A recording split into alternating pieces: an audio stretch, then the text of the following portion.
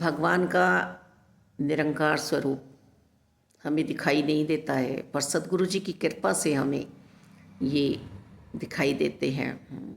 जिन्हें हम परदेसी समझ रहे थे, आत्मा के स्वामी, वो तो हमारे ही पास से हैं। बस ये माया की जो बीच में ओढ़नी पड़ी थी, ये राई जैसे दाने की जो दूरी थी मुझ में और प्रभु में, ये सतगुरु जी ने हटा दी। इस तरह से हम बंधे पड़े थे, जकड़े पड़े थे माया में। आन की मेरे मुर्शद ने, मेरे सतगुरु जी ने मुझे माया से अलग किया। अब अलग होने के बाद मैं फिर न जुड़ जाऊं माया से।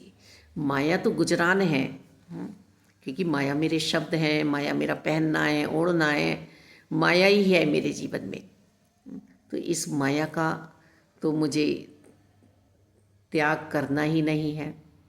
अपनाना क्या है मुझे, बात इसकी चल रही है।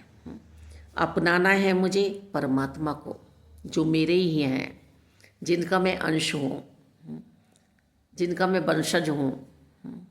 पर मैं तो अनेकों बातों से अपने आप को उलझाता चला जा रहा हूँ।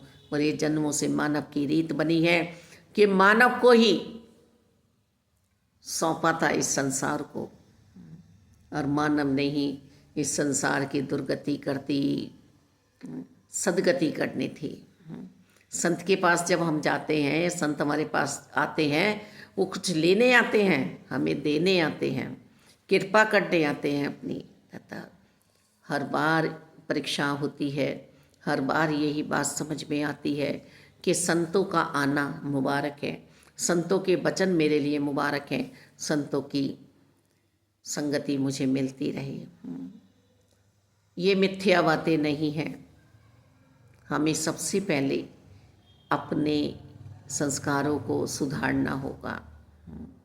बहुत बुरी बुरी बातें सुनने में आती हैं, संत ही हैं जो हमें इधर से रोकते हैं। पानी का भाव नीचे को एकदम चला जाता है, ऊपर को बड़ी मुश्किल से जाता है। जब हमें ऊंचाई पे पानी चढ़ाना हो तो हमें बिजली का उपयोग करना होता है। ये मोबाइल हमारे हाथों में आया, हम जो इसमें देखना चाहेंगे वही हमें दिखेगा। तो ये चंद्रमा का प्रतिबिंब मेरे बर्तन के पानी में जो दिख रहा है, वो जो हिल डुल रहा है, चंद्रमा अपनी जगह स्थिर है, पर मेरे ही बर्तन का पानी हिल डुल रहा है। परमात्मा है, यही सत्य है, यही सनातन है, यही शाश्वत है। इनको पहचान लूँ मैं।